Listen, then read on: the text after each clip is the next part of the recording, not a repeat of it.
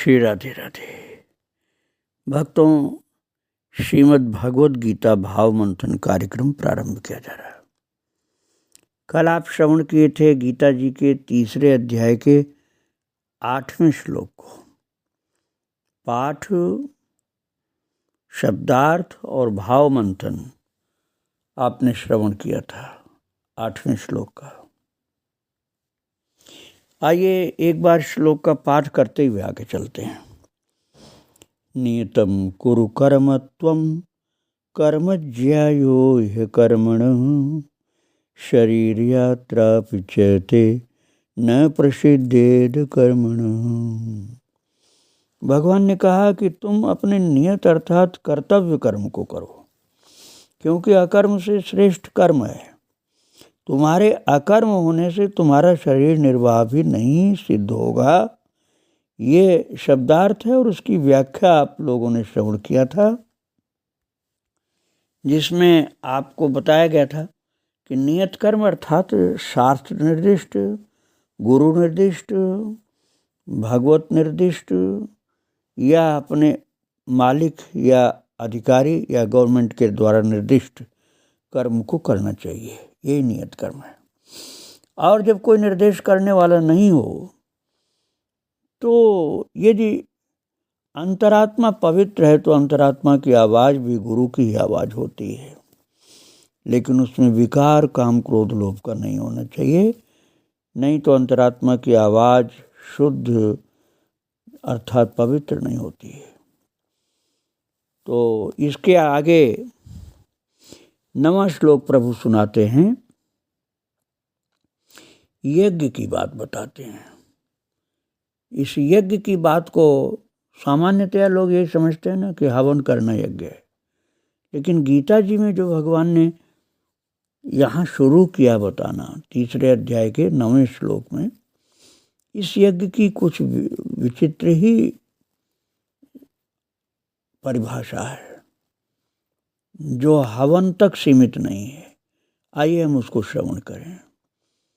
श्लोक का पाठ करते हैं, 9वें श्लोक का, 3 अध्याय के 9वें श्लोक का। यज्ञार्थात् कर्मणोऽन्यत्र लोकोऽयं कर्म बंधनः तदर्थं कर्म कौन्तेय मुक्तसंगः समाचर। यज्ञार्थात् कर्मणोऽन्यत्र लोकोऽयं कर्म बंधनः तदर्थं कर्म कौन्तेय मुक्त संगः समाचर। भगवान करें यज्ञ के लिए किए हुए कर्म के अतिरिक्त अन्य कर्म में प्रवृत्त हुआ ये पुरुष कर्मों द्वारा बंधता है। इसलिए हे कौन्तेय, आसक्ति को त्याग कर यज्ञ के निमित्त ही कर्म का सम्यक आचरण करो। अब भक्तों, ये शब्दार्थ हुआ। मैं अब भाव में आपको लेकर चल रहा हूँ, भाव मंथन में। सामान्य व्यक्ति तो कहेगा भैया हम तो यज्ञ करते नहीं हैं, और यहाँ यज्ञ करने की बात कही जा रही है। तो यज्ञ के निमित्त किए जाने वाले कर्मों से अतिरिक्त दूसरे कर्मों में जो लगा रहता वो मनुष्य समुदाय आप कह सकते हैं, कर्मों से बचता है। इसलिए हे अर्जुन, तू आसक्ति से रहित होकर उस यज्ञ के निमित्त ही भली भांति कर्तव्य कर्म कर। इसलिए प्रभु ने कहा यज्ञार्थात, यज्ञ के लिए, कर्मणः अन्यत्र, यज्ञ के लिए किए गए कर्म के अलावा अन्य जगह पर, लोकः अयम कर्म बंधनः, जो कर्म होता है वह इस लोक के प्राणियों के लिए अर्थात संसारी जीव के लिए कर्म का बंधन होता है। तो कौन सा कर्म जो यज्ञ के लिए नहीं है? जो तदर्थ कर्म न हो। तदर्थ कर्म कौन्तेय, तदर्थम कर्म कौन्तेय। इसलिए तदर्थ कर्म को ही करो। मुक्त संग, संग से मुक्त होकर अर्थात आसक्ति से मुक्त होकर, समाचर, सम्यक प्रकार से आचरित करो। सम्यक प्रकार से अर्थात ठीक प्रकार से, गड़बड़ नहीं, सावधानी पूर्वक। अब सामान्य आदमी तो कहेगा कि फिर हमको तो यज्ञ ही करना चाहिए सब काम छोड़कर, क्योंकि भगवान ने कह दिया कि यज्ञ का ही कार्य करो। तो भाई ये बात समझने की है। अब सब काम धंधा रोजी रोटी रोजगार सब छोड़ करके हवन कुंड बना करके हवन की लकड़ी और अन्य वस्तुएं खरीद कर लाना और पंडित पुजारी सब दिन रात यही करें तो लोग यही समझते हैं कि यही यज्ञ का काम होगा।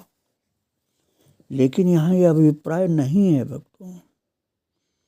भगवान ने जिस व्यापक यज्ञ की बात की है उसमें सब हवन की वस्तुएं ला करके सब हवन करते रहना ये बात नहीं है। यज्ञ बहुत तरीके के होते हैं। जो यज्ञ हम लोग साधारणतया समझते हैं उनको देव यज्ञ कहा जाता है।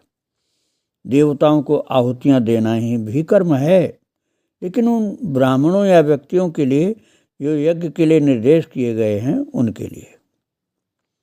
तो अन्य लोगों के लिए क्या यज्ञ है? अरे उन लोगों के लिए स्वधर्म पालन ही यज्ञ है जो वर्ण व्यवस्था पर निर्भर करता है। अब सभी लोग वर्ण व्यवस्था को तो मानते नहीं भक्तों। तो सामाजिक संरचना ही कुछ ऐसी अब हो गई है कि वर्ण व्यवस्था को हर आदमी नहीं मान सकता है। सेवा के लिए छोटी नौकरी पहले नहीं करते थे उच्च वर्ण वाले, कहते थे हमारा काम नहीं, परंतु अब तो पैसे की बात आ गई तो कितनी अच्छे कुल खानदान को छोटी से छोटी नौकरी भी पैसे की लालच में वो करते हैं, धर्म विचार के नहीं। अब वैश्य वाली बात समझ लीजिए, कोई वैश्य ही नहीं, हर आदमी करता वो काम। सेवा का कार्य हो, चाहे रक्षा का कार्य हो, चाहे राजनीति हो, जो वोट ज़्यादा हो गया वही राजा हो गया। अब वो बात सब पुरानी नहीं चलती है कि इनका काम, वो कौन मानता है। तो फिर अब हमें समझना चाहिए कि जहाँ हमारी स्थिति है, जहाँ हमें लगाया गया है, तैनात किया गया है, जिस सेवा में लगाया गया है, वही हमारा स्वधर्म है।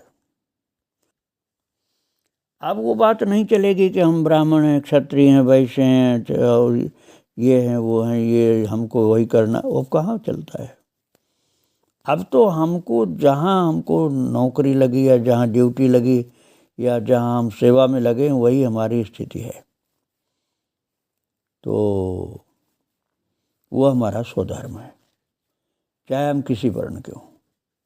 अब फौज में है तो फौजी है, चाहे वो बनिया हो, चाहे ठाकुर हो, चाहे ब्राह्मण हो, कोई भी हो।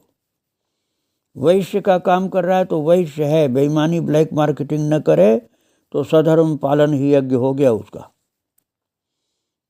तो यज्ञार्थात कर्मणो न्यत्र, जो यज्ञार्थात कर्म में नहीं लगा है, अन्यत्र है लोकोयम कर्म बंधन, वो संसार का कोई भी प्राणी हो उसके लिए कर्म बंधन हो जाता है। थोड़ा गहरा विषय भक्तों, समझने की बात है। लोकः का मतलब यहाँ सांसारिक मनुष्य, कर्म बंधन का मतलब पाप पुण्य सुख दुख पुनर्जन्म सब उसके लिए लागू हो जाएगा। और यदि कार्य यज्ञार्थ होगा तो लागू नहीं होगा। चाहे उसने युद्ध भूमि में कितने लोगों को मार दिया है, देश की रक्षा के लिए उसको लगाया गया है तो वो देश की रक्षा कर रहा है। यहाँ रण ही यज्ञ है, रण युद्ध ही यज्ञ है उसका। किंतु दुश्मनी में हत्या की है, बेईमानी रिश्वतखोरी और बदमाशी की है तो उसे दंड अवश्य मिलेगा। और सरकार ने छोड़ दिया, संसार में दंड नहीं मिला तो यमराज के यहाँ दंड मिलेगा, क्योंकि वो कर्म यज्ञार्थात नहीं था, वह अन्यत्र कार्य हो गया। इसलिए जिस सेवा में लगाया गया है ईमानदारी से उस कार्य को करना यज्ञ का कार्य है, नहीं तो कर्म बंधन हो जाएगा। इसलिए तदर्थम कर्म कौन्तेय मुक्त संग समाचर, तदर्थ कर्म ही करो। तदर्थ कर्म का क्या मतलब हुआ? निष्काम कर्मयोग, जिसको दूसरे अध्याय में भगवान ने समत्व बुद्धि योग कहा था, वही यहाँ यज्ञार्थात कर्म या तदर्थ कर्म कहा गया। आगे इसी को निष्काम कर्मयोग भगवान कहेंगे। तो हे कुंती पुत्र अर्जुन, तदर्थ कर्म करो, लेकिन तुमको इसमें ये सावधानी रखनी पड़ेगी। कौन सी सावधानी?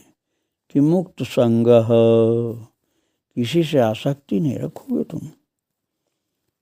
तदर्थ कर्म अर्थात अपनी ड्यूटी के लिए पवित्र ईमानदारी के साथ यज्ञ के लिए कर्म करोगे, किंतु किसी से आसक्ति रखकर नहीं। मुक्त संग, आसक्ति किसी से नहीं रखोगे तुम। न तुम अपने से आसक्त होगे, न दूसरों से आसक्त होगे, न फल से आसक्त होगे, और तब वो कर्म तुम्हारे लिए यज्ञ अर्थात कर्म होगा, यज्ञार्थात कर्म हो जाएगा। तभी समाचर शब्द लागू होगा। समाचर सम्यक प्रकार से आचरित करना होगा, अर्थात कर्म सम्यक प्रकार से आचरित होगा। तो यज्ञ के लिए अर्थात निष्काम कर्मयोग के लिए, अपने कर्तव्य कर्म के लिए, अपने जो नियत कर्म हैं उनको मुक्त संग होकर, उनको स्वार्थ और बहुत प्रकार के दोषों से जो संसार में होते हैं उनसे मुक्त होकर जब कर्म करोगे तो वह कर्म यज्ञार्थात कर्म हो जाएगा, यज्ञ के लिए हो जाएगा। फिर तुम्हें बंधन नहीं लगेगा। ये भगवान ने 9वें श्लोक में बताया। और आगे 10वें श्लोक में यज्ञ की बात भगवान ने फिर बताई है, यज्ञ का इतिहास बताया है। उसको हम कल 10वें श्लोक में पाठ करेंगे, शब्दार्थ करेंगे, भाव मंथन करेंगे। आज यहीं विराम दिया जा रहा है भक्तों। भगवान श्री कृष्ण द्वारकाधीश जो गुरु हैं, सारथी हैं, भक्त के भगवान हैं, उनको और उनके प्रिय भक्त अर्जुन और सब संतों भक्तों को प्रणाम करके आज यहीं विराम दे रहा हूँ। आगे चर्चा जारी रहेगी। वृंदावन बिहारी लाल की जय, राधा रानी की जय। श्री राधे।